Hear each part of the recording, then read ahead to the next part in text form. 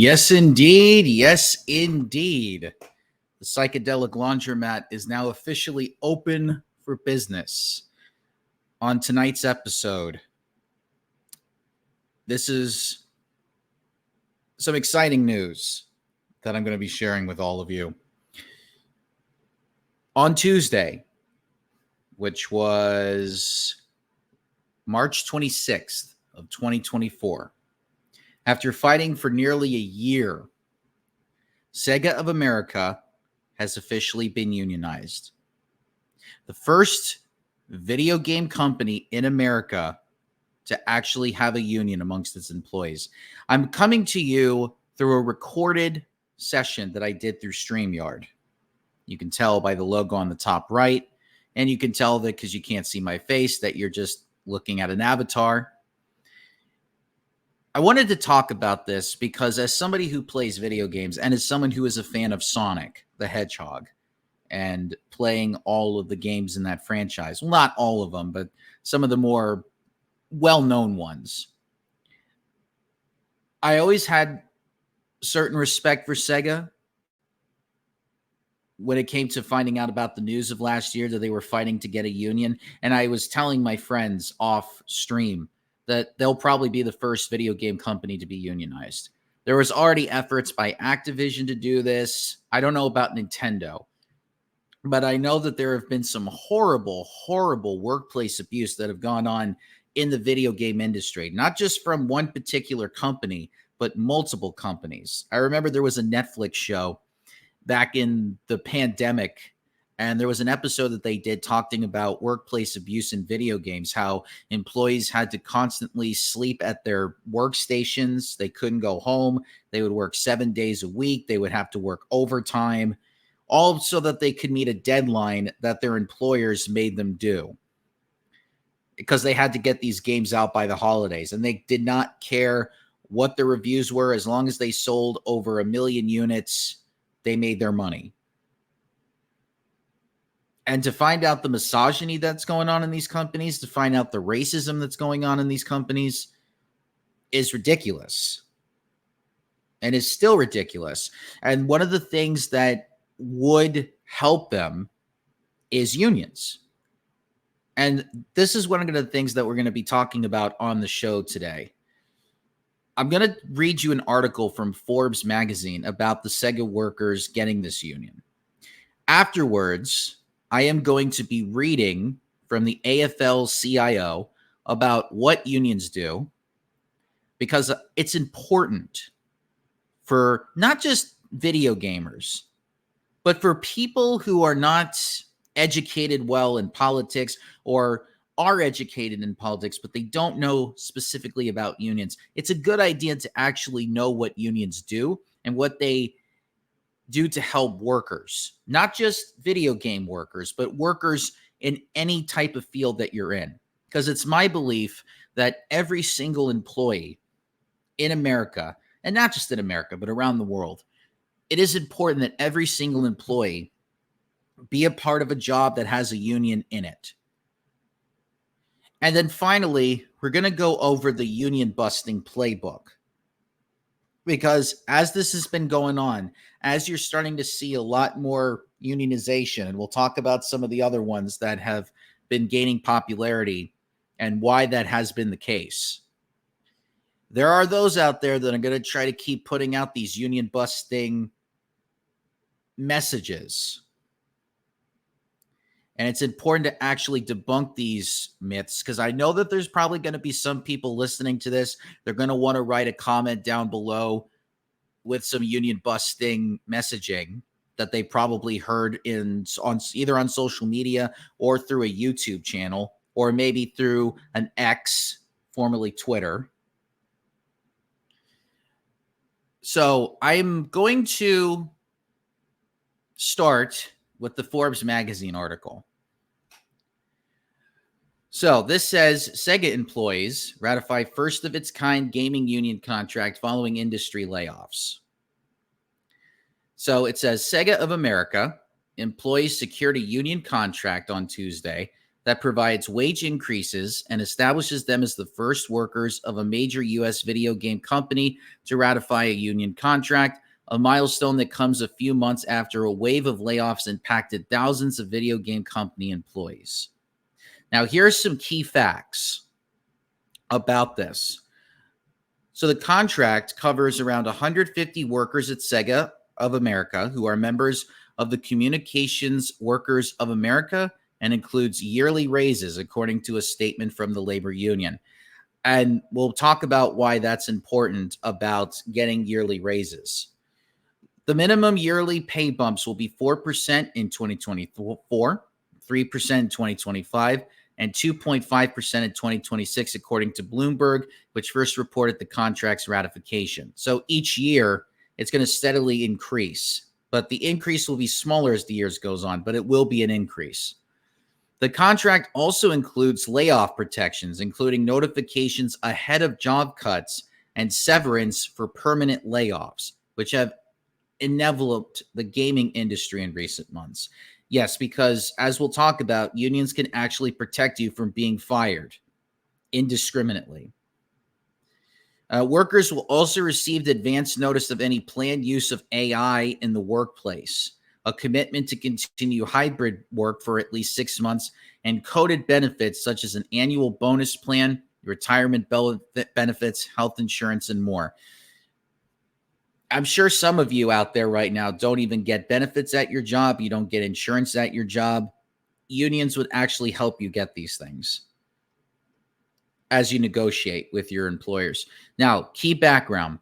So workers at Sega of America voted to form a union last year around this time, becoming the U.S.'s 5th video game union at that time, in addition to groups at Raven Software, Blizzard, Albany, Microsoft-owned ZeniMax, and TenderClaws, according to The Verge. Unions have become increasingly popular in the last few years as layoffs have impacted several small and prominent video game companies, with workers pushing back against job cuts, along with claims of low pay and crunch work. Sega workers experienced layoffs this year, with the company cutting 61 employees in early March. So this was about 30 days ago. The Sega union tweeted it was able to more than double the number of saved jobs and offer severance to its temporary workers following negotiations with the company. Other high-profile gaming layoffs include 900 employees cut from Sony's PlayStation division last month, 1,900 layoffs at Microsoft's Activision Blizzard company, and 1,800 employees cut from game development software maker Unity. Think about that. That's a lot of people that lost their jobs with no severance pay. And if they did get severance pay, it was probably very minimal. Unions would actually help it so that if you do get fired, you get a severance package that can help you get through the time that it is for you to find another job. And because they were unionized, they actually saved people from losing their job. Because if you're not unionized, employers can just get rid of you like that with a snap of a finger. They're like Thanos in that way. A union, you would have to have a legitimate reason to fire somebody. And the union, I believe, would have to be in favor of that firing. Now, temporary workers, as they said in the article, they did get a severance package because temporary work is not full-time work. And it was probably a deal that they made where you work a certain amount of months and then you're out. But at least for them, they at least got some pay as they got out so they can go find other work. Because once you're gone from a job and you have no income to support yourself, you're struggling. And it's hard to keep the lights on at the house. It's hard to pay the bills, and it's hard to get food when you don't have a certain amount of income that can keep you surviving. Now, the reason why I wanted to talk about this in particular, because I know there are people that come to this channel specifically to watch us play games, specifically the Mario games that I play on the weekends. We've been playing Danganronpa on the weekdays. We started doing on Wednesdays. Now we do them on Fridays. And recently on Wednesdays, we've been playing some Sims Life. All of these games were made by employees who most likely were not involved in a union. And the amount of work that they put in is important because there are people making these games, and the gamers do want to enjoy the games that they play. And sometimes you'll run into people that will criticize a game for how bad it looks. And when you start to wonder why the game looks so bad, you start to realize that it's most likely because they were such on a tight deadline, they didn't even have the time to polish it to make it look better. And because they were on such a tight deadline, they put the game out without it really being complete. And they can't really defend their work because if they do, it's just going to get scrutinized. Because there's a lot of right-wing talking points out there that employees should not be unionized. They should all be in control of an employer. The employer knows best.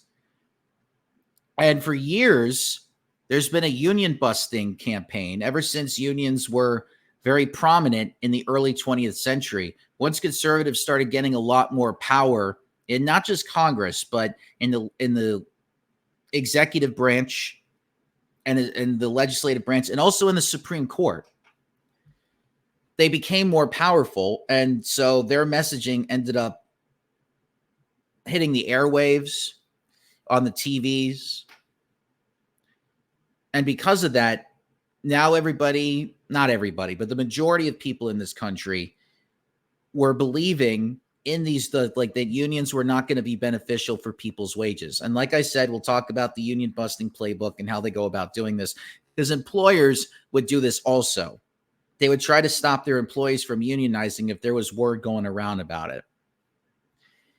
Now, the reason why you're starting to see a lot more union talk in the past few years is because of the fact that we do have a Democratic president in office. President Biden is is the only president in our lifetime that has actually stood on a union picket line with the UAW, in particular, about late last year. He actually stood with union workers at the UAW up in, I believe, the Michigan area. And a president had never done that before, ever. He's probably the most pro-union president that we have had in our lifetimes. You've started to see a lot more unions pop up.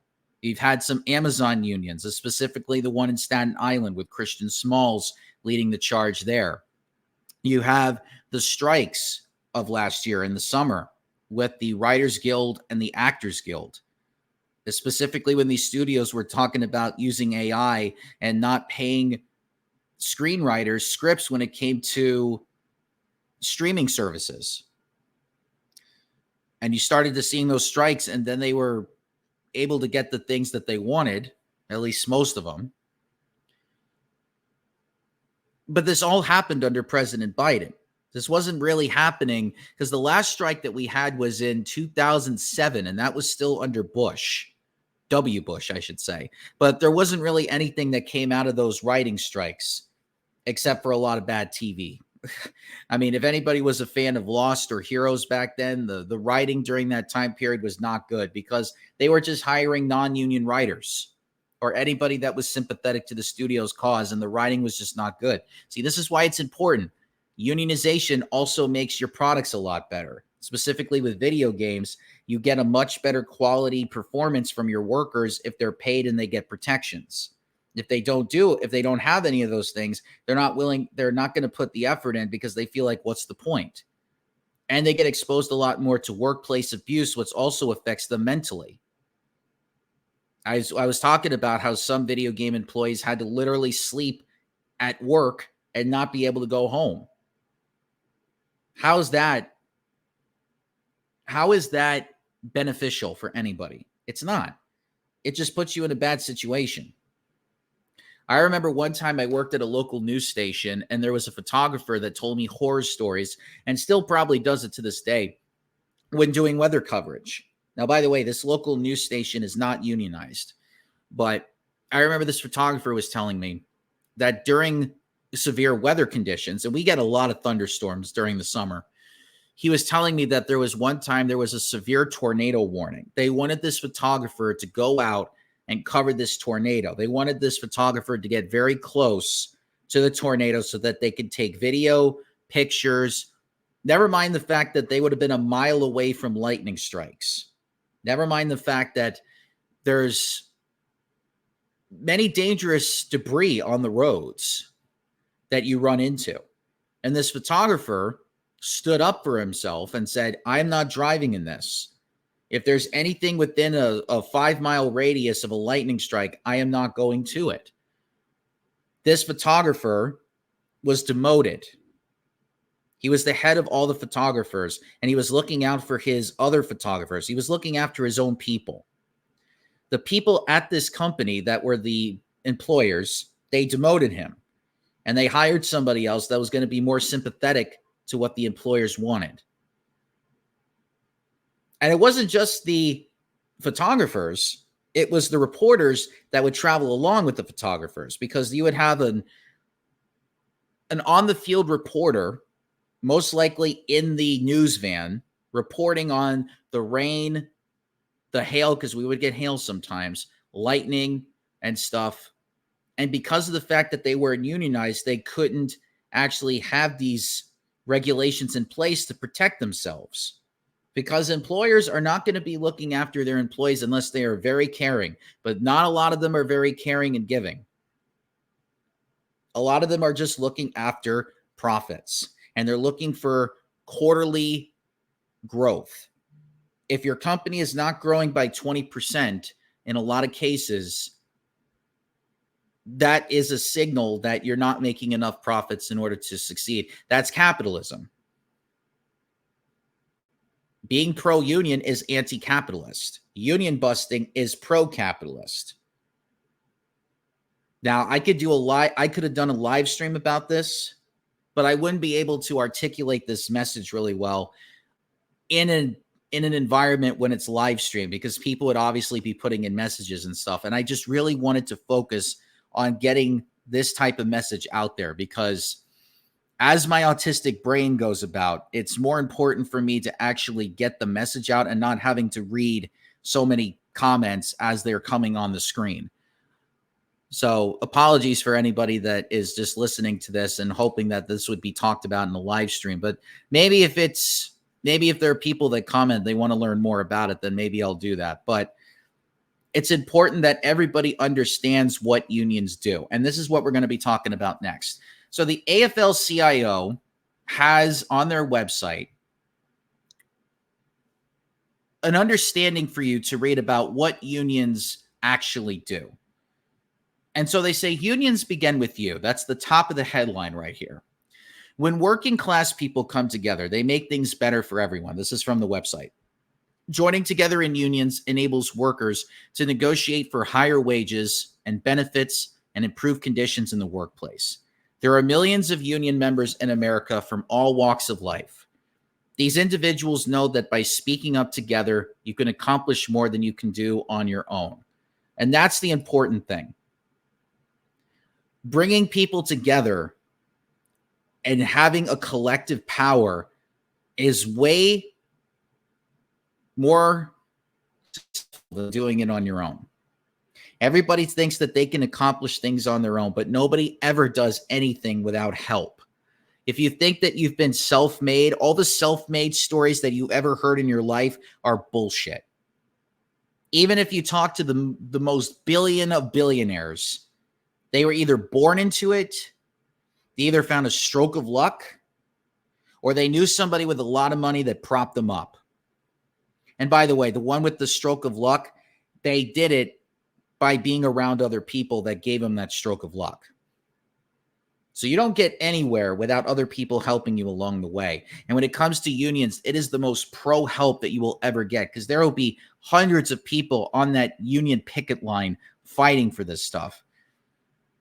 I mean, you probably have seen the stories of it, especially what happened last year and what currently happened today with Sega. So there's three main points for this that AFL says. Builds power for working people, because that's what it is. It's about giving the employees power. It's about giving the workers power and taking power away from the employers and the capitalists. Union members come together to make workplace improvements, especially if you're working in a job that is very physical. If you have to walk a lot, if you have to lift things, if you're not unionized and you come home and you're agony and you're in pain and you have to go to work the next day knowing that you don't get paid a lot, as you're probably thinking, what is this worth it for? I've had to work in jobs where I've had to be very physical, lifting stuff and moving around things, and I barely got paid anything. It would have been nice to actually have a living wage so that I could afford a mortgage on my house if I had a house. Because living with rent is not good, because you're always going to constantly be under a landlord that's always going to either change your rent or kick you out of your apartment. Next one, advocate for economic justice. Unions advocate for working people to keep us safer, healthier, and able to enjoy a higher quality of life. And I'm sure some of you right now are not living the best quality of life that you can have. I'm sure you want a lot more, and I'm sure you want things to be better. And I'm sure you're working in jobs right now, or you're not even working at all. But I'm sure most of you that are listening to this are not in the best of conditions. You're either living at home with family, you're either living in a crappy apartment with some roommates, with a landlord that watches over your rent and controls everything, or you might actually be in a house with a partner and with kids. Some of you might even be married and you may be ending up successful. It's better that everybody has a higher quality of life. Everybody has a living wage. Everybody can afford their own places. Everybody can do the things that they want to do without having to be controlled by surrounding you. And the best way to do that is through economic justice. Now, there was always talk of social justice, and that is extremely important. Economic justice is just as important, because it's one thing that doesn't get talked a lot about in circles. Anywhere that you see on YouTube, there's not a lot of economic justice talk. And the reason for that is because you hear a lot of right-wing talking points when you're listening to YouTube. And most of you are probably getting your news from either Reddit, YouTube, X, any type of social media site. But these social media sites are catered towards right-wing talking points, because the algorithm that is involved in a lot of these social media companies, they know that right-wing messaging is very popular because there's a lot of advertising around it. So the algorithm is going to point you more towards content that is anti-union or anti-economic justice, for example. They try to tell you that you have to improve yourself. You need to do things yourself. You have to make it. If you want that job with the big amount of money, you have to work hard and everything. How many times have you heard messaging like that? You probably heard that messaging and you're like, okay, I've done all this and I still got nothing. That's because a lot of the messaging that you've been given for most of your life has been a lie. The best way to improve your life is to be involved in a job with a union if you are able to work. If you are not physically or mentally disabled, or if there's so much trauma going on in your life that you can't work, then then I would recommend that the government gives you welfare checks, for example, to help make sure that you have a sustainable and livable life. And I'm talking about really taxing the wealthy, like 90% marginal tax rate on everybody that makes over $3 million. Every dollar that you make after $3 million gets taxed 90%. And that goes to government programs, and those government programs can actually help you get the type of income that you need in order to live if you can't afford to work. But for those that can, being involved in a union does make your life better. It gives you better paychecks. It gives you better benefits. It gives you better protections from your employers. And the third thing is freedom to join. All working people should have the freedom to join a union to make their workplaces better and negotiate for the wages and benefits they deserve, because this is about negotiation here. You don't just get handed it after you get involved in a union. You have union representatives that then go to the employers and they negotiate this stuff. There's an infamous episode of The Simpsons called The Last Exit to Springfield. It was about the nuclear power plant. Mr. Burns was going to try to get rid of their dental plan. They all were unionized, and they had a dental plan in place. But the union was like, let's get rid of this dental plan. And when we get rid of it, we can all have this big, Mr. Burns bribed them with barrels and barrels of beer. And all because Mr. Burns was not making enough profit in his mind, because it didn't matter how much revenue they had. It was all about profits because Mr. Burns was a billionaire. Homer was like, no, we can't give up our dental plan. We got to fight to keep our dental plan. A, because my daughter needs braces. Lisa did need braces. That's that infamous meme. But Homer was like, no, we got to fight to keep our dental plan going. And so what did they do? They were on the picket line. They were not working. They were on the picket line. And Homer was elected to be the union representative. So Homer had to go talk to Mr. Burns during all these negotiations. And when Homer wasn't budging on the negotiations, because Homer knew that what Mr. Burns was offering was not going to be enough. So what did Mr. Burns do? He shut off all the power to the city to try to stop the union. But the union didn't budge. They kept on protesting. And Mr. Burns realized, I can't do anything. I have to give them exactly what they want. He tried everything in his power to make their lives miserable, and they didn't budge. That's how much power a union has. When an employer tries to do everything they can to stop their employees from taking away their profits, because it's all about profits to these employers. They want to be able to take away most of the money and not really having to pay their employees. Unions protect you from these type of abuses. I used that Simpsons episode as a reference because A, it's one of the best episodes of The Simpsons because it was a really pro-union episode. And then B, we see this in real life. The amount of union busting that was happening in Alabama when the Alabama Amazon workers were trying to get unionized, there was so much union busting that was going on at the same time. They literally tried to prevent these picket line protesters, especially the employees, to make these things happen.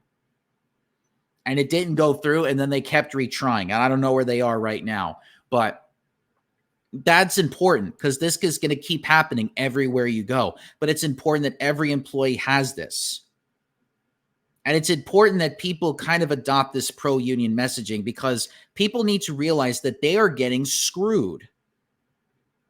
And if they don't feel like they're getting screwed, if they keep going with this right-wing messaging of, you have to apply yourself, you got to pick yourself up by your bootstraps, eventually they're going to realize, and even if they don't admit this out loud, they're going to admit that they're being lied to. And there's nothing worse than being admitted or admitting to yourself that you've been lied to. The ego tries to protect itself a lot of times. It's better to admit it now than wait later when you're older, your muscles don't move as much, and you're still having to work tirelessly in your 60s when you should have been retired by now. But instead, you're working all the way into your 70s and 80s because you didn't get the benefits that you needed. You didn't get the pay that you needed to keep yourself going after retirement. See, this is why this stuff is important. Because you have to think long-term about your life. You are so important. You are important. You are important to yourself. You're important to everybody else around you. And nobody wants to see you be miserable. Most of the people, even if they disagree with you wholeheartedly, they hate you. Even the most unlikable people will take a look at you and say, I don't want that person to be miserable. Deep down inside, they may not admit that up front. See, this is why unions are important. And I say that personally, but let me talk about what the AFL says will actually be beneficial. Here's the union difference. Union members work together to negotiate and enforce a contract with management that guarantees the things you care about, like decent raises, affordable health care, job security, and a stable schedule. The first thing they say is higher wages, around $191 per week than their non-union counterparts. So let's put that into perspective. You make around $191 more if you're unionized than if you're not. And there was something that I was reading from More Perfect Union that said that most workers in their lifetime make $100,000 more than non-unionized employees. So you make more money. You make more money in a union than you wouldn't. Better benefits, more likely to have employer-provided pensions and health insurance. This is important because pensions, for those that don't know, pensions are something that you can access after you retire. It's money that will eventually get you something other than Social Security, because once you reach the Social Security age, you can dip into Social Security and you can use that money that you put in order to keep yourself going after retirement. But pensions also help you. I was almost in a job where they would have offered me a pension after I retired, and you could dip into that pension money after you retire, and that can also pay off some of the bills that you have to do and other things. Health insurance. How important is health insurance? A lot of the health insurance that you probably get that are not part of the company are something that you have to do through the Affordable Care Act. And with that, you have to pay back to the government. You don't get refunded in a lot of ways because it's not something that your employer provides you. The health insurance is important because imagine something happens to you. Imagine you have a health risk that takes you into the ER. And you've been told that you need to do this surgery in order to get like this tumor out, or you get cancer or something, or you got a broken leg. Without health insurance, you're paying tens of thousands of dollars, hundreds of thousands of dollars in hospital bills. Most people go bankrupt because they don't have insurance, or they have insurance, but it doesn't cover the whole thing. And they go bankrupt because they have to afford all these medical bills. And then they have to go to GoFundMe in order to pay for their hospital fees. Health insurance like this from your employer will protect you when you get injured or when you get sick. Because there are some people right now that are not even insured. And they either go to the ER and they can't even afford, and then they say, oh, well, you're not insured, so we can't help you. They get turned away. Hospitals can turn you away. And you're just sitting at home miserable. Or family has to take care of you. You're miserable. What happens after that? You may end up dying a lot sooner than people think. People have died because they're not been insured. And we could talk about universal health care because I think that that's going to be a lot more desirable than having your employer give it. But as of right now, we're not even close to that yet. So unions right now are the short-term solution. Long-term solution, we do universal health care. And the government pays for all the health care that you get. If you have to go to the doctor and you get sick, the government pays for it. And there's a lot of anti-universal health care sentiment out there too. Maybe that will be something for another day. The next thing from the AFL, safer workplace, safe working conditions that prevent death, illness, and injury. Now, I don't know if there's many people out there that work a lot of physical jobs. I knew somebody in high school that worked on a construction site that was not part of a union. The working conditions that they were in were so bad that it caused that person to die when they got injured when a construction crate slammed on their body. Every single bone was shattered. They could not breathe, and they ended up dying. If that construction worker from my old high school, I should rephrase that. If the person that I grew up in high school, who was now a construction worker, had better protections, he would not have died. He would still be alive today. He was in the graduating class after me, but I had vivid memories of him. I remember that he was on a few sports teams. He was definitely in baseball and basketball. I was a statistician for those teams. And a lot of times we would interact on the bus together because I rode with all the players. He was a nice guy. Never had any problems with him. Always looked out for me in the gym when we were working out. And to know that he is no longer with us because of an accident that happened at work, and because he wasn't unionized and wasn't protected, he's now gone. And being part of a union would have definitely saved his life, because he wouldn't have been put in that situation where a crate would ended up falling on him while he was working. And it probably would have made sure that every single machinery that was in the area was fully operational, because a lot of employers like to cut corners to save money so that they can keep the profits for themselves.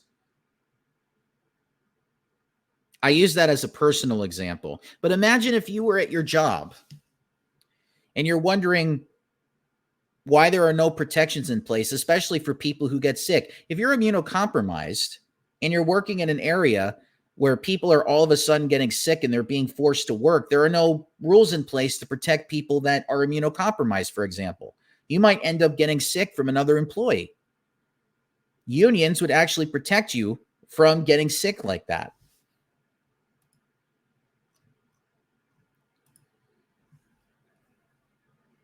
And imagine if you get hurt. Imagine if you break your hand or you break your leg while at work. Workers' compensation would help. A lot of people don't even get workers' compensation. I'm sorry, bringing up that story about my old high school peer brought back some memories. But unions would definitely have saved his life. Just saying. And the last thing is voice on the job. Better workplaces and working conditions without the fear of retaliation. The voice of the voiceless, as CM Punk from WWE would say. Employers at jobs are always the one with the biggest megaphone. Unions, a union at your job would take away the power that the employer has on their megaphone. And a lot of the power that the employees would have would be stronger, that they can fight back against a decision that a company makes. If a company decides to make a decision that only benefits the higher ups and not the employees, if you're not in a union, you cannot fight back against these decisions. If a company decides to lay off 100 employees because they're going to downsize so that they can save money to buy, for example, the corporation that I used to work for that was buying 100 radio and television stations across the country. They were laying off employees so that they would have more money to buy out these stations. A union would have prevented so many people from losing their jobs or from completely shutting down these little local companies, because they would have a say-so. The employees would have a say-so in those decisions, because the representatives will be going to them and saying, the employees are not liking it. You got to make a compromise on this.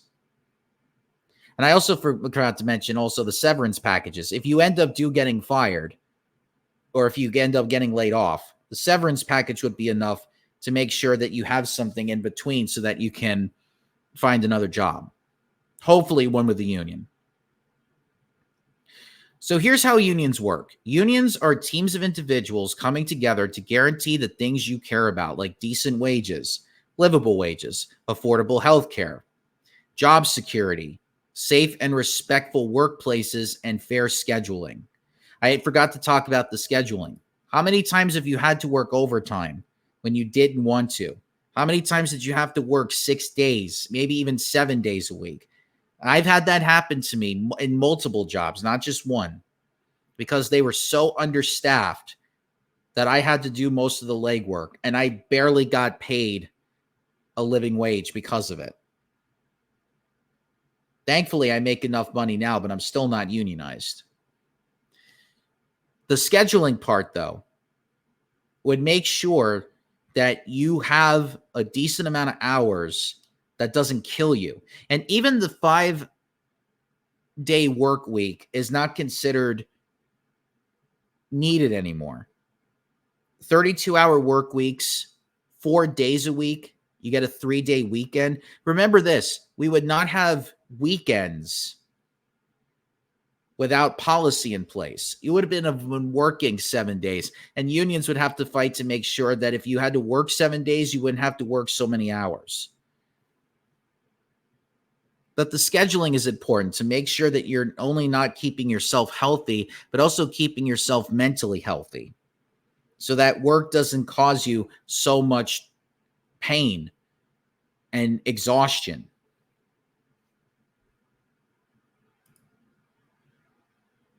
So, union members democratically elect their leaders because they're democratic bodies. So, like I was saying with the Simpsons example, all the employees at the power plant voted for Homer to be their representative to go talk to Mr. Burns, because it's not like all the members of the union are going to sit in the boardroom and talk about what they want from the employer. It's usually one or two people, sometimes three, who they are then responsible for advocating for the good of the unit. So they have to speak for the union. A union leader cannot only represent themselves. If they do, they get voted out. They have to speak for the entire union. People joining together in unions gain a fair return on work through collective bargaining. That's number one. Number two, negotiate for good benefits and retirement security, because, keep making sure not only that you have the job security, but also making sure that you're going to be fine after you retire. And then three, make workplaces safer and more dignified, which is something that we talked about. So here's what unions advocate for. We talked about some of this, but I think it's important to go over it again. Consistent schedules and no mandatory overtime. Working people need a raise. Families are struggling to pay the bills. This is from AFL. Middle-class people have helped corporations rack up profits, but we're not sharing in the benefits. Restoring overtime is necessary to ensure that working people get paid for all the hours we work. One of the reasons why paychecks keep falling behind is because too many people can be forced to work overtime at no extra pay. Under the rules proposed by the Obama administration, more people would get paid time and a half whenever they work more than 40 hours in a week. And by the way, this was under a Democrat. When Trump got into office, a lot of things changed. They were trying to deny overtime protections for millions of working people.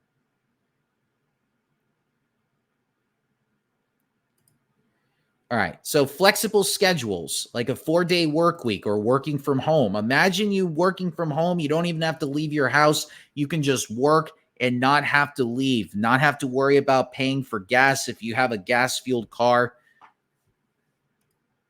People call it a lot of different things: the gig economy, sharing economy, 1099 economy. But one thing is definite. This is from AFL.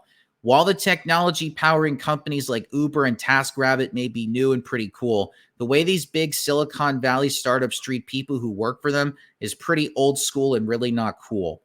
For as long as we've had laws protecting and giving rights to quote unquote employees, bosses have looked for ways to get out of obeying the law, is simply calling the people who work for them, quote unquote, independent contractors. This is a term they use in WWE. Wrestlers are not employees there. They're independent contractors, and that's how they can get away with that. Shifting all the costs and risks of doing business onto their backs and making it illegal for them to unionize, while the bosses walk away with fat pockets and $60 billion valuations. They did it to newsies way back in the day, and now they're doing it to the hundreds of thousands of folks looking to make ends meet through this new economy. That means your Lyft driver or Postmates courier may be making less than minimum wage, subsidizing their bosses by paying for their own commercial car insurance, and might not be covered by workers' compensation if they're hurt on the job. And if they try to form a union, they could be sued by their billionaire bosses. The labor movement has always believed that all people should be treated with dignity and respect, have safe working conditions, and be paid a fair share of the value they create. While we believe that many people who work in the gig economy are legally employees and should be covered by existing laws, we also believe that all people who, no matter what their bosses call them, deserve the same protections and rights, including the right to join a union. So the third thing that they advocate for is family-friendly work environments and time off to care for family or attend school events if you have kids. Everyone knows family comes first, whether it's for that newborn you swear already smiles, your elderly mom or your spouse nursing an injury. Being there and providing for family isn't negotiable. And sometimes your most important job is being at home with family, because for mothers specifically, Being a mother is a full-time job. And if you're a single father, it's a full-time job. That's why the Family and Medical Leave Act, known as FMLA, which allows working people who are eligible to take 12 weeks of unpaid leave to care for family, is an important step towards a better work-life balance. The fourth thing, paid vacation you can actually take without feeling guilty or overwhelmed when you return. Working people, like yourself if you have a job, deserve to make more than a decent living. You deserve a decent life. You work for more than a paycheck. You work to sustain your family, and it's time for work-life balance. America's economic policies need to put people and family first instead of the interests of a handful of extremely wealthy and well-connected CEOs. When people are given a work schedule that constantly changes or are told to work more for less, the workplace isn't fair. Your paycheck should keep up with the cost of living, and you shouldn't be left to scramble at retirement. Every working person deserves to be paid enough to set their children up for a bright future and to return the support they once received from their parents. Stress should not be getting in the way of the life you deserve. There's more to life than work. People join unions to negotiate together for work-life balance. Union members speak up together to make life better through consistent schedules and no mandatory overtime, flexible schedules like a 4-day work week or working from home, time off to take care of family and attend school events, which we talked about, paid vacation you can actually take without feeling guilty. Yeah. Longer maternity and paternity leaves with staffing to backfill your position while you're out, student loan repayments, job training programs, reimbursements for fitness club memberships, yoga, and other wellness benefits, wages and benefits that keep up with the cost of living and family-friendly work environments. A voice on the job is priceless. You deserve respect and recognition for the hard work you do. See, this is what I mean. These unions will look after you. You will be protected. You will be cared for. You will be loved. And I'm sure there are people out there that want these things. And some people say this is just a pipe dream. But those that say it's a pipe dream are not believers. Or they don't feel like that they deserve it. But I'm telling you, you do deserve it. You absolutely do. You deserve to have a great life. The fifth thing that they advocate for is student loan repayment, which I said previously. A high-quality public education builds skills and knowledge and helps children reach their greatest potential. We're talking K through 12 and college, because people with a college degree make a lot more money than those that are not. A high-quality, it fosters teamwork, critical thinking, and problem-solving skills needed to land good jobs and help the United States compete in the global economy. We need to make sure all kids have access to equal resources, including computers, smaller class sizes, nurses, counselors, and support staff. But instead of investing in the comprehensive services and support our children deserve, politicians have taken money away from public schools to fund private school voucher programs and charter schools, which lack public accountability and oversight.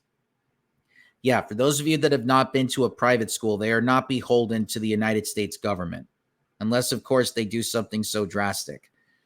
And they often fail to meet the educational and development needs of our most vulnerable children. The privatization of public schools and attacks on the bargaining rights of public schools teachers and personnel are sold as altruistic and in the best interests of our children. But if you scratch the surface and follow the money, you'll find only empty promises for our children and fatter bank accounts for the wealthy. Did you know that 3 times more likely that students from low-income households will be low achievers if they attend high-poverty schools as compared to low-poverty schools? Every dollar we invest in early childhood programs saves up to $8 in the future. 19% more educators in unions earn compared to teachers who aren't in unions. So those are all important shit. Next up is job training programs for career mobility. And there's a lot of ways that you can get involved. You can become a union organizer. You can be a researcher. But they advocate that everybody gets job training for what you do. If you're at a job, they only usually give you 2 weeks of training. But 2 weeks is not enough. Sometimes you need a full year of training. before you're ready to be able to do the job properly. And I advocate for that. I advocate for longer training times to make sure that you're absolutely 100% ready to do the job that is being given to you. If you got hired, if they feel like you're good enough for this position, it should be required that you go through the right training so that you can be the best at what you can be. The penultimate thing they advocate for is reimbursement for fitness club memberships, yoga, and other wellness benefits. Because keeping yourself healthy is important. And I know this because I'm trying to do it myself. And trying to maintain your physical health and your mental health is not always easy, but it is necessary. And if you if you do these things, you should be reimbursed for the amount of money that you're spending at gyms, or you're spending at the yoga or the Pilates classes, or whatever you decide to do. If you're into boxing, you should be reimbursed for that. If you're into Pilates, you should be reimbursed for it. And then the last thing that unions advocate for is wages and benefits that keep up with the cost of living. There is something fundamentally wrong with our economy, AFL says. The rich keep getting richer while working people are working longer hours just to make ends meet. Despite year after year of increased productivity, we are not sharing in the fruits of our labor. The labor movement has advocated always for policies that promote a full employment economy at wages high enough to allow working people to support their families. We work to combat policies that erode the rights of working people, and we work to make sure the wealth-generating labor of working people is rewarded justly. To achieve this, we support a broad range of policies, including restoring the minimum wage to a living wage, pay equity for women and non-white people, restoring overtime protections, prevailing wage standards, and putting an end to wage theft and the rampant misclassification of employees as independent contractors. When working people join together in unions to bargain for better wages and benefits, we help create a more just, prosperous, and equitable society. There are no states in America today where a minimum wage worker can afford a 2-bedroom apartment working a 40-hour work week. Let me repeat that. No state in the United States of America can a minimum wage worker afford a 2-bedroom apartment working a full-time job. Now, if you're that person right now, you're thinking to yourself, I need something better. And a union would do that.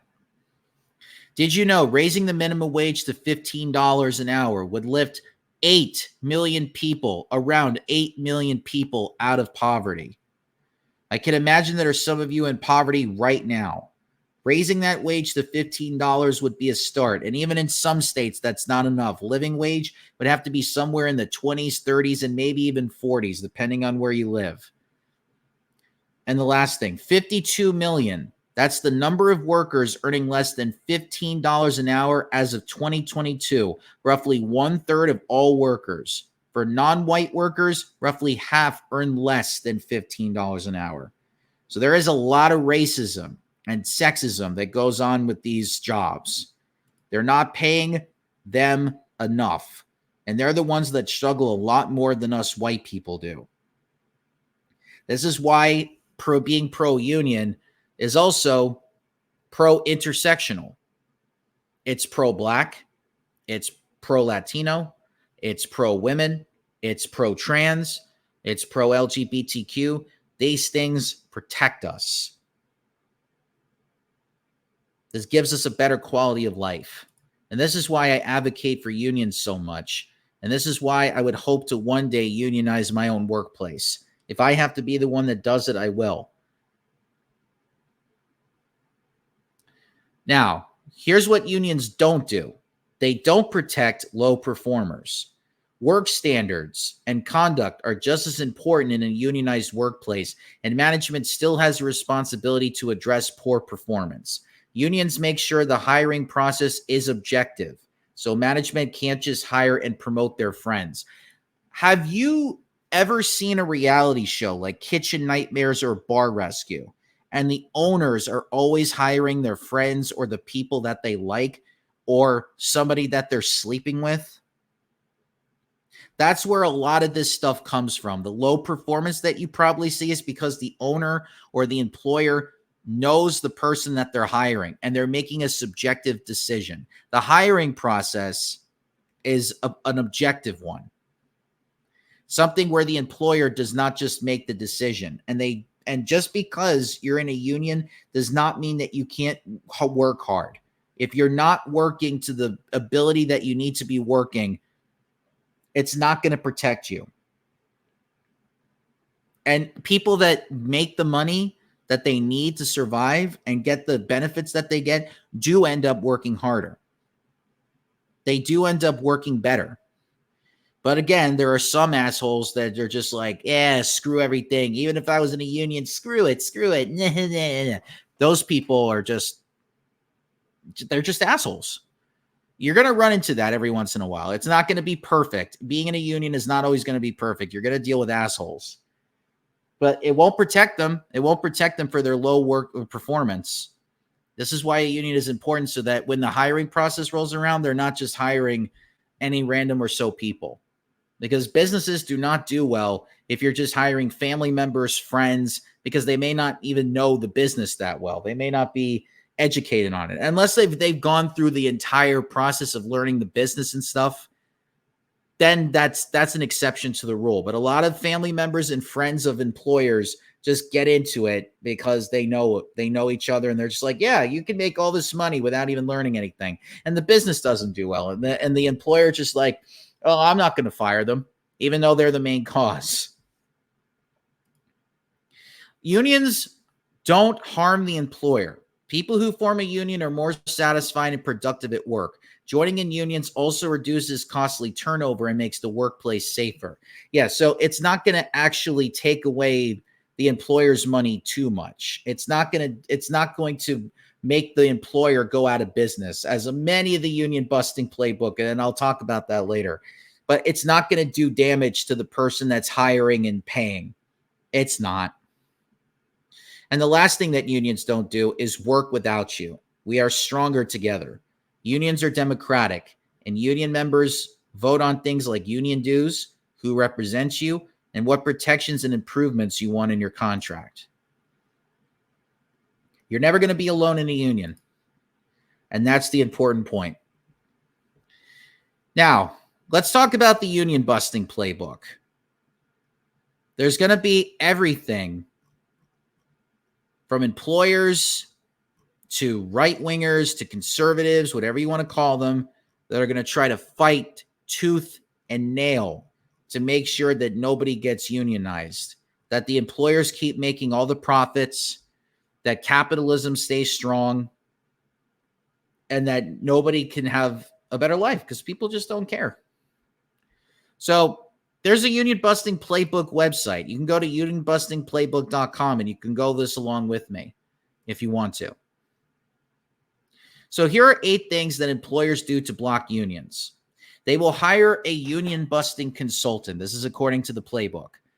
Lawyers and labor management consulting firms get paid to help employers keep workers from exercising their right to form a union. This could be considered abuse. This is just my personal opinion. This could be considered an abuse to employees.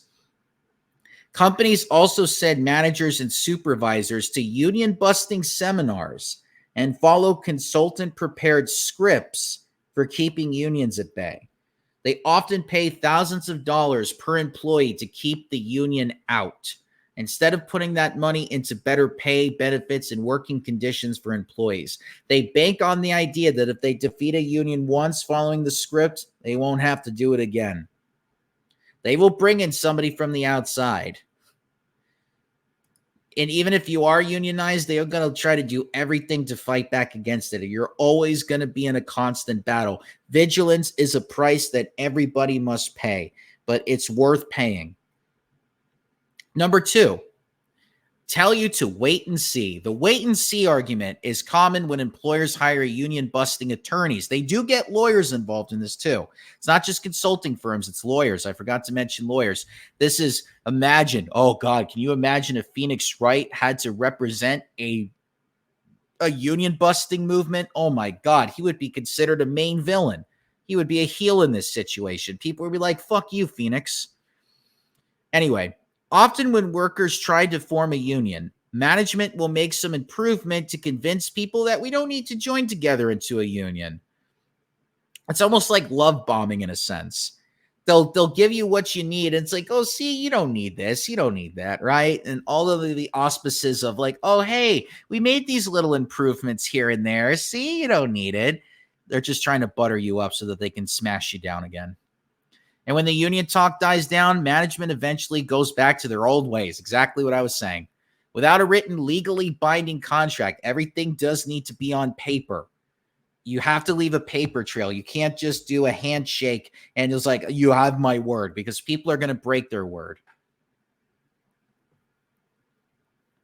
Without a written, legally binding contract, any improvements can be taken away. Management only takes our concerns seriously when we talk about forming a union. If they want to bribe us now to keep out a union, can you imagine what we could win with a union? I like that. I like that last sentence. Number 3, get a few employees to campaign against the union. They will try to turn employees against you. I know that for a fact. In many campaigns, before I keep reading, there's an infamous story in WWE back in the mid to late 80s. Jesse the Body Ventura, who's a real piece of work, but he used to be a wrestler and a wrestling commentator. He was one of the few people in WWE at that time that was trying to get the wrestlers to form a union. Hulk Hogan heard about this, went to Vince McMahon, who is a real piece of shit. Hulk Hogan is also a huge piece of shit. A lot of pieces of shit in wrestling, I just have to say. But Hulk Hogan went to Vince McMahon, told him that Jesse was going around telling wrestlers they need to form a union. Vince goes ahead and stops that effort and got blackballed. And Jesse got blackballed because of it. Eventually, he ended up getting fired. I don't know if it was necessarily because of the fact that he was trying to unionize, but he certainly wasn't in Vince's good graces after that. He put a stop to that immediately. But again, Hulk Hogan was technically an employee, an independent contractor, really. But, you know, he heard about it and was in Vince McMahon's pocket for a long time. But anyway, let me read the story. I just wanted to give you an example of something that I knew of secondhand knowledge about. But anyway, as this union busting playbook says, in many campaigns, vote no or no union committees spring up. The material they circulate presents the employer's perspective. So you're only getting the story from the employer. You're not hearing from the employees when you hear the vote no thing, even though it generally has a homemade appearance, so it won't look like the employer is paying for it, which is against the law. Frequently, members of anti-union committees are recruited from among workers who are friends of or relatives of someone in management, are politically opposed to unions. So they're always going to try to find conservative workers or had a bad experience with some other union. Oh, that's going to be something else too.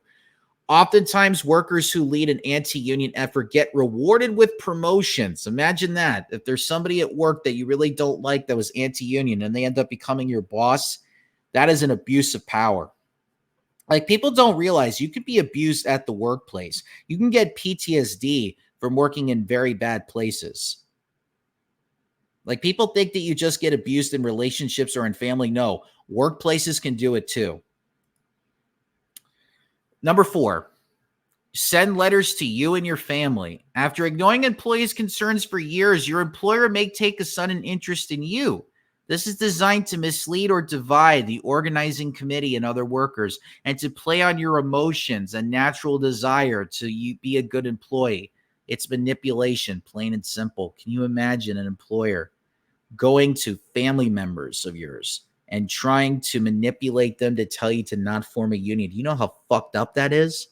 Do you realize an employer is going to go out there and try to do something like that to your own family members to tell you to not do it? They get personal. They get personal because they're not making the record profits that they want to make for their company. And you think people in relationships are bad. Employers that abuse dozens of employees. They're manipulating dozens of people, hundreds of people, thousands of people on a wide scale. That is ridiculous. Number 5, hold meetings to sweet talk or browbeat you. Again, we're going to the love bombing thing. And if it doesn't work, they'll try to take you down. You may be required to attend quote unquote captive audience meetings in which managers may make empty promises or try to scare you. Management doesn't tell you they're worried having a union will mean having to treat workers better, and they'll say they're worried about what will happen to you. So now we're getting into mafia territory. Hey, I heard that you're going to try to form a union. Be a shame if you lost your job. But here's what you do. You stop doing the unions. I won't fucking fire you. It's a typical, this is the kind of stuff that mafia members would do when a store that was around the area, when they would, the whole protection thing, like the mafia would just go up to businesses and say, hey, you're living in a very bad area. You need to pay us protection money. Otherwise, something really bad can happen to your business. This is very, very similar to that. If you hear about a captive audience meeting, do some research and prepare to ask good questions. See if you get straight answers. And if management continues taking questions, companies often try to keep union support out of these meetings. There are clips of these type of meetings happening in Amazon factories across the country. And some workers recorded these conversations. And thankfully, the workers there were educated enough to go against this anti-union messaging that was going out there. I can't find the video because it's been a few years, but I remember that being very vivid in my mind. And I was like, good for those workers. Number 6, deny your rights through delays and law breaking. Yeah, that's right. They will risk going to jail to stop you from having a good life. Union busting consultants often advise employers to delay every step of the way and find loopholes in the law to delay union elections or contract negotiations. Sometimes they cross legal lines. Since employers are trying to do everything they can to reduce union support, potential penalties is viewed as worth the risk. The best way to defeat illegal employer tactics is to expect them and let your employer know these tactics will only make you more determined to get union representation. Union organizers and lawyers will assist you. That's why you always keep fighting. If they make a move, you got to be prepared that they're going to make that move. This is like a chess game.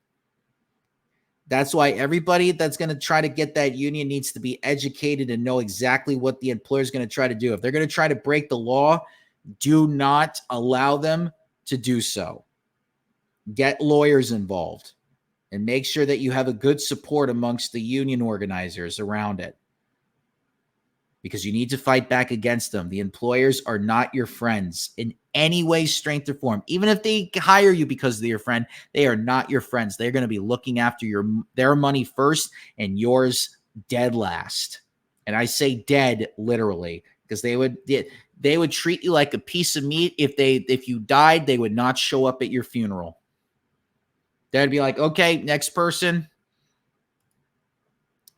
Number 7, spring a last-minute surprise on you. They're going to activate their trap card. Just before workers are scheduled to vote on the union-busting consultants often urge employers to hold a special event or go on the attack because it will be too late for union supporters to respond. These can include a captive audience meeting with a company executive who flies in from out of town, an unfounded charge about the union, or anything else designed to place doubts in workers' minds about the union. Expect it and plan for it. So if they're going to operate a trap card, you better have a trap card ready to stop their trap. It helps to be prepared. It helps to have plans in place. So when they try to attack you, especially if they try to do these last-minute things, you're well protected. And the last thing, pressure supervisors to pressure you. Employers usually order supervisors to take the lead in campaigns against unions. Supervisors typically hold one-on-one meetings with workers. often because their employees have pressured the first-line supervisors to do all they can to eliminate any talk of unions. Imagine if there's a supervisor that you knew and you like them because they do a good job, and now they're coming to you and trying to stop you from doing the things that would actually benefit your life. They're trying to pit emotions against you, man, and it's fucked up. All right, so here's some common bluffs. Union busters are always following a script. That's why it's easy for us to tell you what to expect from them. Here are common lies, and you probably have seen these on social media. So if you see them, this website, Union Busting Playbook, you can go to it, will have the bluffs right there. And you can read what they say, and there's a truth right next to it. So they have the bluff on the left-hand side, and on the right-hand side, they have the truth about it. Here's the common lies that union busters will try to do to sway workers from organizing. Number one, having a union will ruin our family or our family work environment. Please give us another chance. Your employer might warn that with the union, there will be new rules and less flexibility. They might also play on workers' emotions, making you think just talk about a union has made them realize there are problems and they should treat you better or institute open door policies. They might even say that they'll do things similar to what unions do, like institute grievance procedures. But here's the truth. Shutting down operations to avoid a union is against the law. Plus, it doesn't make sense as it would lead to financial losses. It's also illegal to punish workers for supporting a union. Employers don't make these threats directly because they know it's unlawful to do so. The union will defend the rights of any worker who is punished for union activity. Number two, joining a union may involve you in violence. Your employer might circulate stories about violent incidents involving unions, even though they have nothing to do with the union.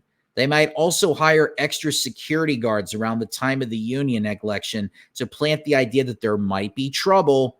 Sometimes they even encourage someone to take acts of violence against the workplace and workers' property, vandalism, tire slashing, and then blame it on the union.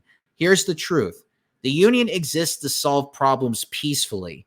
With a union contract, workers and management can sit down as equals and discuss problems. There's never any violence. Number three, the union can force you to strike, but when you strike, they won't support you. Your employer might suggest that soon after you vote for union representation, you'll be forced out on strike whether you like it or not. They might try and scare you about how you'd survive on strike without your income. Here's the truth. Only union members can decide whether or not to strike. By majority vote of the workers who would be directly involved after voting by secret ballot.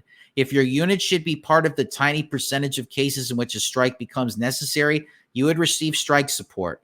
For example, members of CWA that are on strike receive support from a multi-million-dollar CWA defense fund.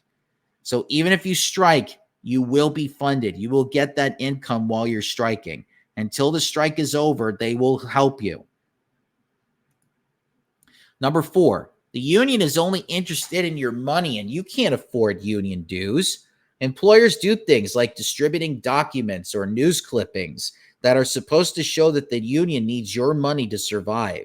They might also pass out phony checks with union's dues taken out and bring in a bag of groceries with the label, what you could buy with 1 year's union dues. Here's the truth. Management says these things because every time workers form a union, it puts new and greater pressure on employers to improve pay and working conditions. When things the way they are today, you can't afford not to have a union. The improvements in pay and benefits that come with union membership more than offset the dues members pay, plus members are treated better. Finally, no one pays dues until they're voted to approve a first contract. All right, the next one. We won't ever sign a union contract even if you vote for a union. Here's management starting to show their cards. They're mad and they simply don't want to deal with the union. It has nothing to do with their worrying a union will be bad for workers. Here's the truth. It's illegal for them to say they won't agree to a contract. So what you'll probably hear is more along the lines of, remember, we don't have to agree to what you want in your union contract. Your employer might also circulate news clips about other groups of workers who voted for a union and didn't immediately get a contract, but they're obligated to negotiate in good faith, and it's in their interest to do so to keep employees satisfied so that work keeps flowing. And think about this. If they don't have to agree to any union contract, then why are they fighting so hard against the union anyway? Here's the next one. When you sign a card for a union, you sign your life away. They'll control everything about your job. Management often tries to convince workers that they'll start getting orders from quote unquote union bosses, that union officials will control job assignments and working conditions, and that workers will lose the ability to talk directly to management. Here's the truth. Union decisions are made democratically by members, not bosses. Remember, we talked about that people elect leaders to talk for them, but there's no one boss in a union. With representation, you will have a fair system for promotions and job assignments rather than one that's subject to arbitrary management decisions or favoritism. Finally, a union steward, who will be one of your coworkers, can help you talk to management if you need or want them to, but it's by no means required. And the last one, you will lose your job. Unbelievably, some employers go as far as to park empty moving vans near the job site just before the election to give workers the idea that the company will leave if the union goes through. Companies also frequently hint at taking actions against those who support the union. Here's the truth. Shutting down operations to avoid a union is against the law. Plus, it doesn't make sense, as it would lead to financial losses. It's also illegal to punish workers for supporting a union. Employers don't make these threats directly because they know it's unlawful to do so. The union will defend the rights of any worker who is punished for union activity. Just keep remembering this, folks. If you need to go back and look at that union busting playbook, by all means do so. Keep reminding yourself of that. Because you have to remember, abusers are always going to try to take you out mentally. It is a mental game, especially with this. This is far worse than anything that I've ever seen. Employers are the biggest abusers out of anybody that I've ever met in my life. To think that they would go so far to do this is unbelievable. But that's why it's good to have numbers. And that's exactly what Sega of America did. When they decided to form a union, they probably had to look at this union busting playbook. They probably had to get the knowledge themselves on what unions can do. They probably had somebody in the workplace that was knowledgeable about unions, got together with other workers and said, listen, we need to do this so that Sega doesn't fuck us over. And it took them an entire year. Who knows what exactly these workers had to do and the amount of grief that they had to go through to get to this point. Can you imagine the people that had a strike last year with the writers and the actors? Without a union, these people would not have been able to strike and get the benefits that they needed. You have Amazon companies in Staten Island, the biggest one that got unionized. Not the biggest Amazon factory, but the biggest story out of it. The UAW was striking last year. And by the way, they support President Biden because President Biden right now is the most likely chance that these unions continue to strive. And we're starting to see unions prop up against, not against, but they're propping up all over the country. You're seeing more and more workers being unionized than you would at any other time in American history in the past 20 or 30 years.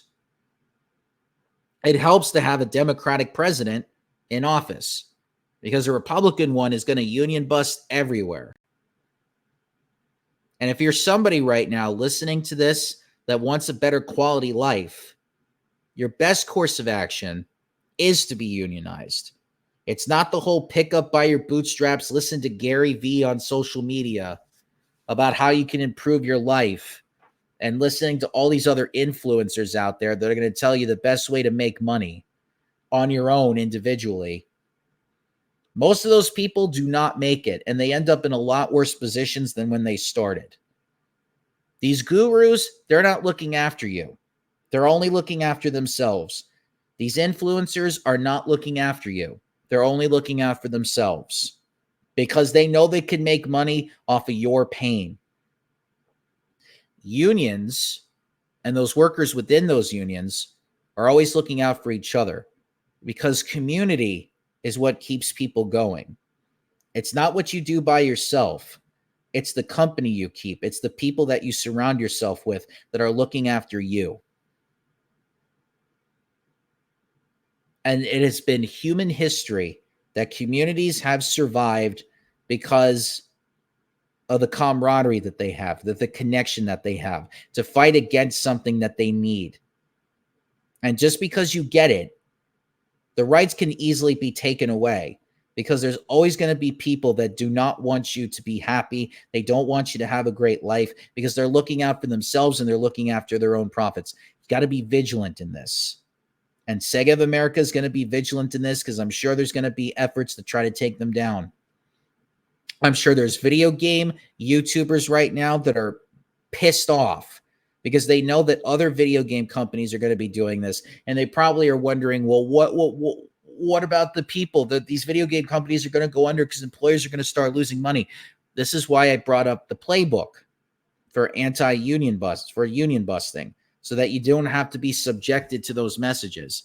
And if there's ever a point where you feel like these messages are overwhelming, you can come back to this video.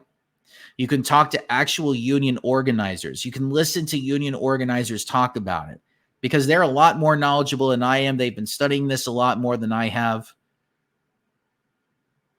Go to them. If they happen to do a talk and that talk is on YouTube, listen to it. If you happen to read it in an article or something, read it. It's important for yourself. It's important for everybody else around you that you care about. It's important for your own community. It's important for your own job. And it makes the quality of life much better for everybody. And if you care that much about people, you will want this. And the fight is hard. It's hard to go up against your abusers. And work can be abusive. Your employers are the abusers. It's hard sometimes to fight against them. But that's why with unions, there's always a group. You're never alone in that situation. And the people that have done this have shown that it can be done. So hopefully that you're inspired by this. Hopefully this was beneficial for you. Hopefully you learned something. And after this, I would hope that you would subscribe, and I hope that you will like this video because I'm hoping to do more of these conversations that revolve around video games as much as I can. And if I have to do more political talk, I will, because there are people that I'm trying, we in the Psychedelic Laundromat, we want to try to build a community that we want to accumulate, and we want those people to be well educated. We want those people to be happy here. We want people to know that when they come here, it's going to be beneficial for them.